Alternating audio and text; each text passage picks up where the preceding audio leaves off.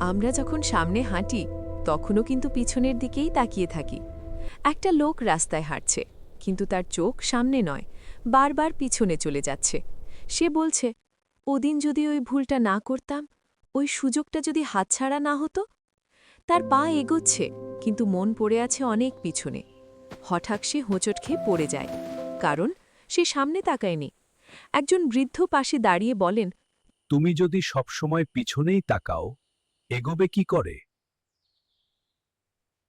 অতীত হলো শিক্ষক, সেখান থেকে শেখা যায়, বাঁচা যায় না। সামনে তাকাও। লোকটা প্রথমবার সামনে তাকায়, দেখে পথ এখনো খোলা। সেই অনন্ত পথে এখনো কোনো স্মৃতির ভিড় নেই। সে বোঝে অতীত বদলানো যায় না, কিন্তু আজকের পথ চলা বদলানো যায়। সে উঠে দাঁড়ায়, এবার তার চোখ সামনে। অতীতকে সম্মান করো, কিন্তু ভবিষ্যতের পথে হাঁটো। এইরকম আরো ভিডিও দেখতে আমাদের চ্যানেল লাইক করুন, শেয়ার করুন, সাবস্ক্রাইব করতেও ভুলবেন না।